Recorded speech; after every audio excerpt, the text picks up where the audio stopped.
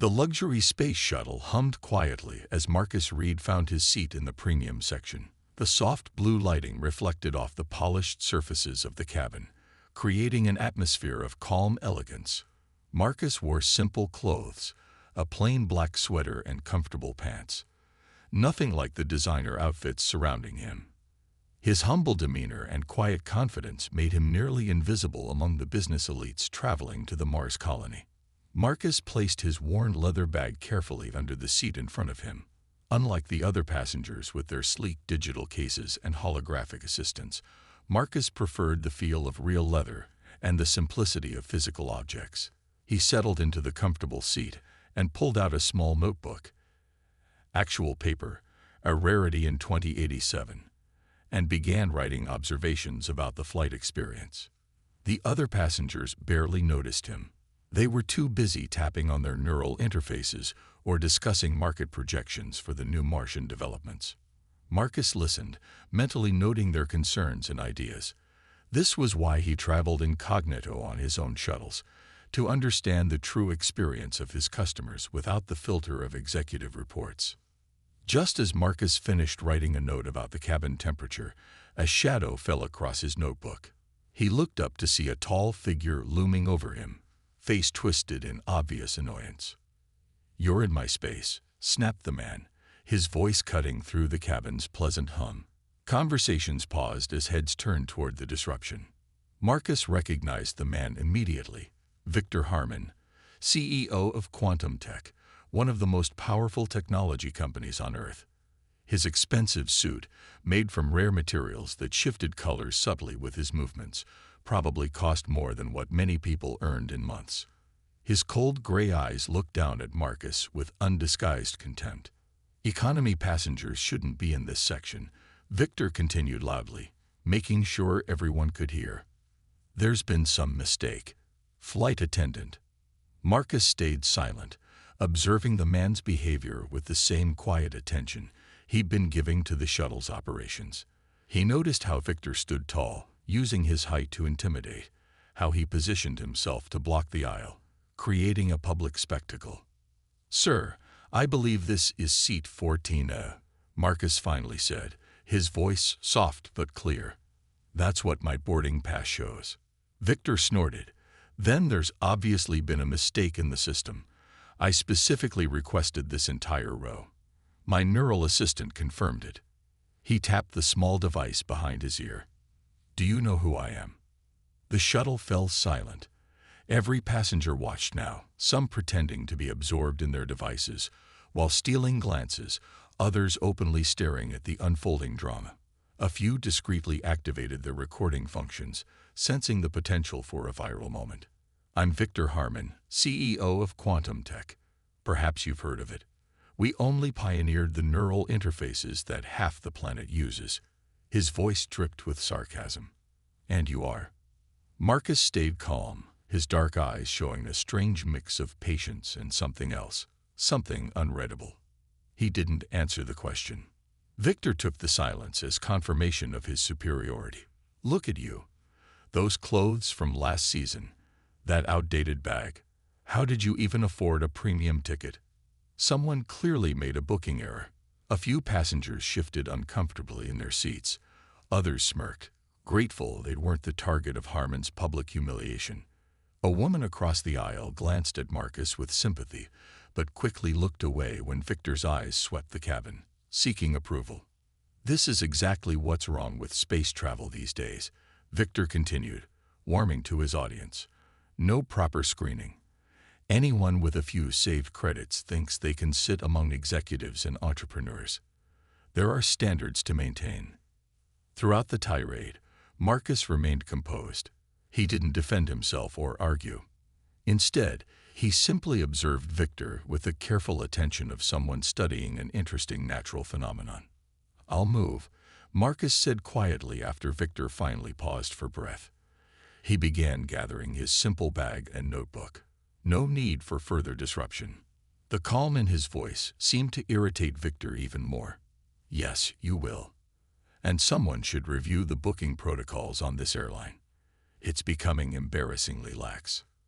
As Marcus stood, A flight attendant rushed over, her face pale with recognition. She had been checking passenger manifestos and suddenly realized who the humble man in the simple clothes actually was. "Mr. Harmon, sir," she whispered, her voice urgent but professional. Beads of sweat formed on her forehead as she leaned closer to Victor's ear. "This passenger is..." Her words were cut off by the shuttle's announcement system, which chose that moment to welcome all passengers to Stellar Transit's premium Mars shuttle service, thanking them for entrusting their journey to the stars with the solar system's most prestigious transportation company. Dr. Marcus Reed, the owner of Stellar Transit Corporation. She finished, her voice barely above a whisper, but somehow echoing through the now silent cabin. Victor's face froze in a mixture of shock and horror. The blood drained from his cheeks so quickly that he looked almost gray under the soft blue lighting of the shuttle. His eyes, previously narrowed with contempt, now widened with recognition and dawning terror. Stellar Transit Corporation wasn't just any company. It was the largest space transportation enterprise in the solar system, controlling nearly 60% of all human travel between planets. The very shuttle they were standing in. It belonged to Marcus's company. The comfortable seats, the advanced life support systems, the revolutionary engines that made the journey to Mars take days instead of months, all existed because of the man Victor had just publicly humiliated. Around them, passengers who had been pretending not to listen now openly stared. A soft murmur rippled through the cabin as people leaned toward each other, whispering in disbelief. Several passengers were holding up their devices, recording the moment when one of the solar system's most arrogant executives faced the consequences of his behavior. "Dr. Reed, I'm so sorry for the confusion," the flight attendant continued, looking mortified. "Would you prefer to move to the private cabin? It's prepared for you as always." Marcus smiled kindly at her. "Thank you, Sarah, but that won't be necessary. My assigned seat is perfect." He turned to Victor, who still hadn't managed to speak. "Please, Mr. Harmon, take your seat. I believe it's the one across the aisle." A businessman 2 rows back stood up slightly to see better. "Is it really him?" he whispered to his seatmate. "The Marcus Reed." His companion nodded. "I saw him once at a conference. He never dresses like other executives. Most people don't even recognize him." The whispers grew louder as passengers shared what they knew about the unassuming billionaire who had revolutionized space travel. Marcus Reed had grown up in the struggling Earth districts of New Lagos, in an area that had been devastated by climate disasters.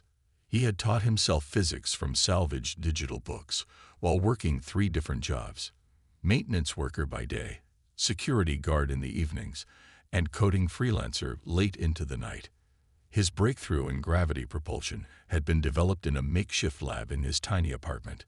That discovery had changed space travel forever, making it affordable and safe for ordinary people to travel between worlds. But unlike other tech billionaires, Marcus never flaunted his wealth or position. He was known for his plain-speaking, simple lifestyle, and genuine concern for the common people. Many didn't even know what he looked like, as he rarely appeared in media and avoided publicity. Victor remained frozen in place, his expensive suit suddenly seeming like a costume. Too flashy, too obvious in its display of wealth and status. I didn't," Victor stammered, his confident voice now reduced to an uncertain mumble. Marcus gestured to the seat that was actually assigned to Victor. "Please, sit down. The launch countdown will begin soon, and everyone should be secured." Slowly, as if moving through molasses, Victor made his way to his seat. His neural assistant blinked rapidly with incoming messages. No doubt news of the incident was already spreading through business networks. Once Victor was seated, Marcus turned slightly to address the curious passengers. His voice was soft but carried clearly through the cabin. "I prefer to experience my company as passengers do," Marcus explained to the shocked cabin. "It helps me make things better for everyone. How can I know what needs improving if I'm always in a private cabin or taking dedicated shuttles?" His smile was genuine, reaching his eyes. Today's notes were about the temperature controls and seat cushion firmness. if anyone's curious. A few passengers chuckled nervously, breaking some of the tension. Others looked at their seats with new appreciation, realizing the owner of the company cared enough to personally test the experience. Victor sat rigidly in his seat, staring straight ahead. His reputation, built on aggressive business tactics and technological innovation, was crumbling in real time as passengers continued recording everything. His neural assistant was now continuously blinking red, indicating urgent messages flooding in. News traveled instantly in 2087, especially news that involved the humiliation of a controversial figure like Victor Harmon. Your gravity stabilizers have eliminated space sickness entirely, an elderly woman across the aisle said to Marcus. My grandchildren can visit me on Mars now. Before your technology, I couldn't see them for years at a time. Marcus nodded appreciatively. That's exactly why I do this work. Connection matters. As the pre-launch announcements began, Marcus calmly opened his notebook again and continued making notes. Meanwhile, Victor's neural assistant projected a small holographic notification only he could see. Breaking. Quantum Tech stock dropping. Emergency board meeting called. The shuttle engines hummed louder, preparing for departure, but the sound couldn't drown out the whispers spreading through the cabin, or the thoughts racing through Victor Harmon's panicking mind.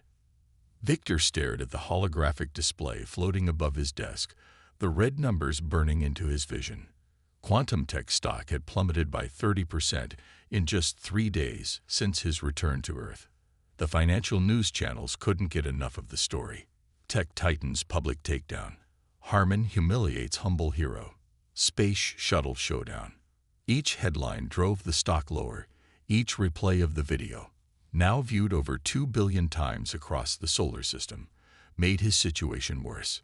His office, once a bustling center of activity with assistants and executives constantly seeking his attention, had become eerily quiet. The glass walls that had once made him feel powerful now made him feel exposed. Employees hurried past without making eye contact. His calendar, usually packed with meetings, showed numerous cancellations. Sir, his AI assistant's voice interrupted his thoughts. The board is requesting an emergency meeting tomorrow morning. And the AI hesitated, something it was not programmed to do. 17 more partnership contracts have been suspended pending review. Victor ran his hand through his hair, noticing with dismay that several strands came away in his fingers. The stress was taking a physical toll. No one wanted to work with a man who'd publicly disrespected Marcus Reed, the most respected CEO in the solar system. Reed wasn't just wealthy, he was beloved, a symbol of meritocracy and humble innovation in a world of inherited privilege. What about the Mars colony expansion project? Victor asked, dreading the answer. The committee has selected another technology provider. The AI replied carefully. Victor closed his eyes. That contract alone was worth billions.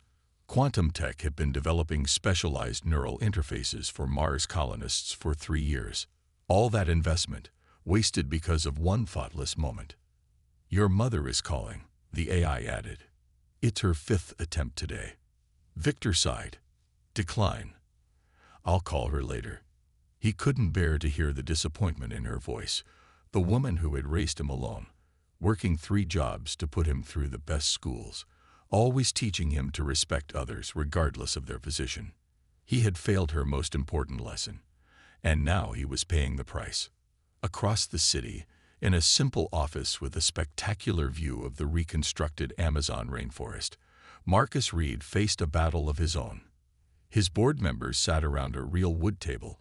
Marcus preferred the authenticity of physical meetings to holographic conferences, and they were out for blood. We should cancel all contracts with Quantum Tech immediately, said Elena Voss, head of operations. Her voice was firm, her expression severe. Harmon disrespected you, disrespected this company, in front of dozens of witnesses. Their neural interfaces are integrated into 14 of our shuttle models. Another board member added, we can find other suppliers. The public would support us completely. Marcus listened quietly, his fingers steepled under his chin, his expression thoughtful. The board members continued making their case, each argument more aggressive than the last. If Stellar Transit cut ties with Quantum Tech, Victor's company would lose its largest client. The resulting financial damage would potentially bankrupt Quantum Tech, putting thousands of people out of work. When everyone had spoken, Marcus stood and walked to the window. Below, he could see children playing in the forest park, a luxury that had not existed during his own difficult childhood in the struggling districts. "When I was 10 years old," Marcus began, his voice soft but commanding everyone's attention, "I met a teacher who changed my life. Mr. Okafor. He found me trying to repair an old tablet I found in a recycling bin." Marcus smiled at the memory. "Instead of scolding me for taking apart school property, he showed me how the circuits worked. He gave me books. He believed in me." He turned to face the board. He could have dismissed me as just another poor kid from the districts. Many did. But he saw my potential, not my circumstances. Alina frowned. "With respect, Marcus, that's not the same thing. Harmon is a privileged man who chose to behave badly. He deserves consequences." "Perhaps," Marcus acknowledged. "But Quantum Tech employs over 12,000 people. Many of them come from backgrounds like mine. They don't deserve to lose their livelihoods because their CEO made a mistake." "So you're suggesting we do nothing?" another board member asked incredulously. Marcus's face broke into a slow, thoughtful smile. "I'm suggesting we do something unexpected, something that honors who we are and what we stand for." He walked back to the table and activated the central display. A detailed proposal appeared, one he had been working on since the shuttle incident. "This is the Stellar Horizons Initiative," Marcus explained, "a project to bring space education to underprivileged communities across Earth. The same communities I came from. Places where talented young minds are just waiting for their Mr. Okafor moment." The board members studied the proposal, expressions ranging from confusion to dawning understanding. "And what does this have to do with Harmon?" Alina asked. Marcus's smile widened. "I'm inviting Victor to lead the project with me. His neural interface technology, combined with our transportation resources, could create immersive educational experiences that would transform these communities." Stunned silence filled the room. "You want to reward the man who insulted you?" someone finally asked. Marcus shook his head. "No, I want to give him the opportunity to be better." "That's not who we are," Marcus told them firmly. "And it's not who I am. I didn't build this company by holding grudges or seeking revenge." He looked each board member in the eye. "I built it by seeing potential where others saw problems. Victor Harmon made a mistake. Now let's see if he can learn from it." The announcement went out that afternoon. By evening, it had spread across the solar system, generating even more attention than the original incident. Marcus Reed, instead of destroying Victor Harmon, was offering him a path to redemption. Now everyone waited to see what Victor would do. Victor stood outside the classroom for nearly 5 minutes, straightening his simple cotton shirt repeatedly. He had deliberately left his expensive neural assistant at home and wore no designer labels, just plain clothes that wouldn't stand out. Still, he felt like an imposter. The building around him was clean but worn, with patches of new paint covering old damage. Through the door's small window, he could see 24 children seated at desks, their faces bright with anticipation. "They don't bite," came a voice behind him. Marcus had approached silently, carrying a box of equipment. At least, not usually. His gentle smile took the edge off the joke. Victor swallowed hard. Facing hostile corporate boards and aggressive competitors had never made him this nervous. But facing children from Earth's poorest regions, the New Lagos district, the same community where Marcus had grown up, terrified him. "What if they've seen the video?" Victor whispered. "They have," Marcus replied simply. "Children see everything these days. That's why this matters." Before Victor could respond, Marcus pushed open the door and walked in. After a moment's hesitation, Victor followed. The classroom fell silent. 24 pairs of eyes turned toward him. Victor recognized the look immediately. At first awe, then curiosity, then something harder to define. These children, ages 10 to 14, knew exactly who he was and what he had done. A small girl in the front row raised her hand immediately. "Yes, Amma." Marcus acknowledged her. "Are you really the man who was mean to Mr. Reed on the shuttle?" she asked, her voice clear and unafraid. The directness of the question made Victor flinch. In the corporate world, people danced around uncomfortable truths with careful language. Children, apparently, did not. "Yes," Victor admitted, his voice steadier than he expected. "I was." Murmurs spread through the classroom. Another hand shot up. "Why?" asked a boy in the back row. Victor looked at Marcus, who simply nodded, encouraging him to answer honestly. "I thought I was better than him because of how he looked," Victor said slowly. "I was wrong. Very wrong." The children considered this. In their world, judging others based on appearance was a familiar concept. Many of them had experienced it firsthand. "My mom says everyone deserves a second chance," offered another girl. "Is that why you're here? For a second chance?" The simple question hit Victor with unexpected force. Was that what this was? A chance to redeem himself? Or was it something more? He looked at the eager faces watching him, waiting for his answer. "I'm here to learn," he said finally, "and maybe to teach you something about space technology, if you'll let me." A boy in a worn blue shirt raised his hand. "Can you make neural interfaces like the ones in the fancy districts? The ones that let you see other planets?" Victor nodded. "That's what my company makes. Yes." The boy's face lit up. "Could you show us how they work?" And just like that, the ice was broken. The children's natural curiosity overwhelmed their wariness. Victor found himself surrounded by eager questions about neural technology, space travel, and what it was like to visit other planets. For the next 4 weeks, Victor worked alongside Marcus, teaching the children about space technology.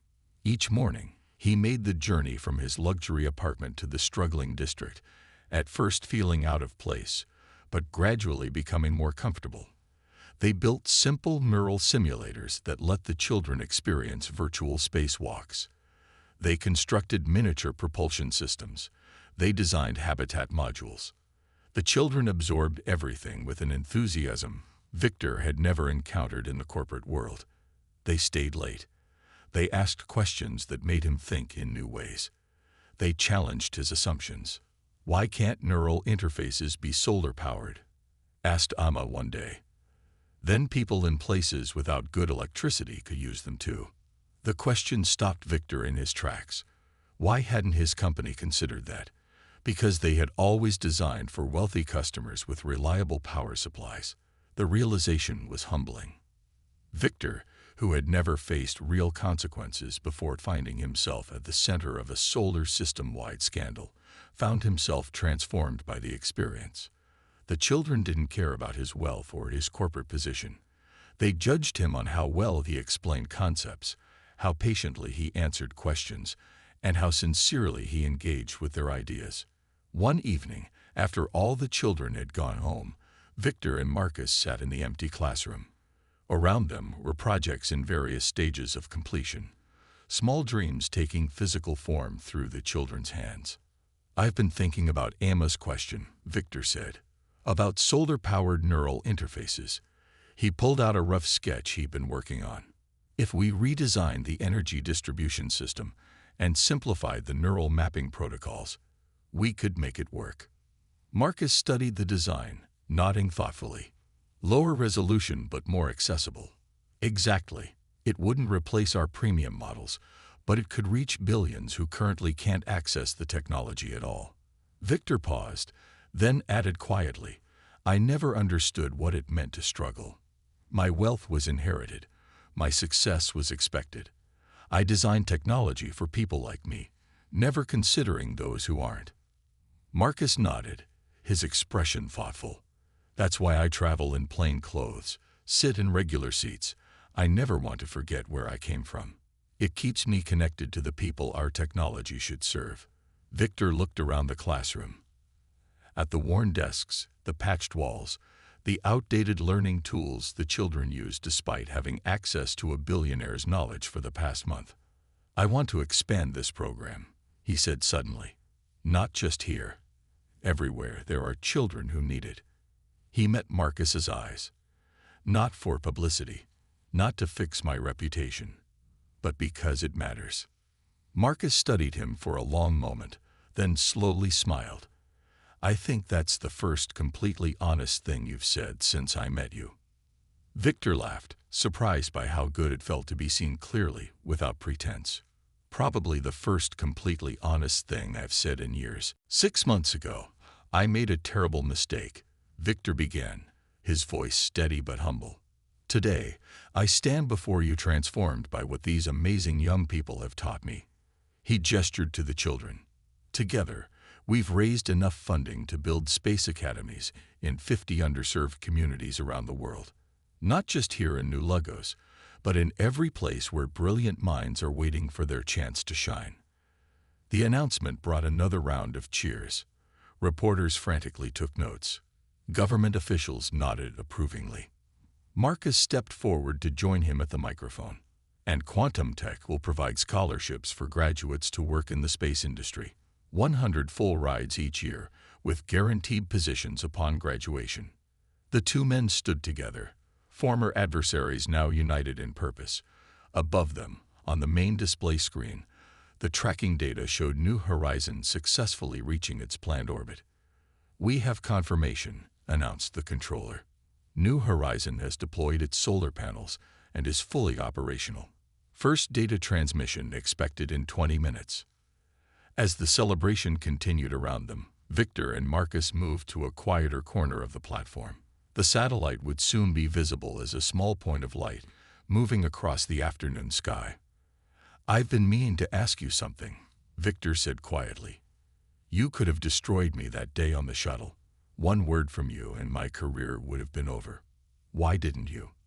Marcus considered the question. "Because I saw something in you that reminded me of myself at a different time in my life. Potential, hidden beneath the wrong priorities." Victor nodded slowly. "I judged you by your appearance that day," he admitted. "I'll spend the rest of my life making up for that mistake."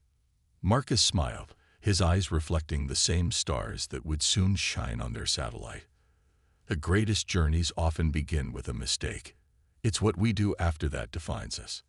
Above them, right on schedule, a small point of light appeared, moving steadily across the sky. The children spotted it first, pointing and calling out to their parents and teachers. Soon everyone was watching as New Horizon made its first visible pass over the launch site. The satellite blinked in orbit above them, a small light representing a new future where everyone, regardless of background, could reach for the stars. And as the children watched their creation with wonder-filled eyes, two men from vastly different backgrounds stood side by side, their own journey just beginning. In that moment, the title that had started it all, "Billionaire CEO Humiliates a Black Man. Turns out, that man owns the airline," seemed to belong to a different universe. What had begun as a story of humiliation had transformed into something neither man could have predicted. A story of redemption, of connection, and of the power of seeing beyond appearances to the true potential that lies within each person, waiting for its chance to shine.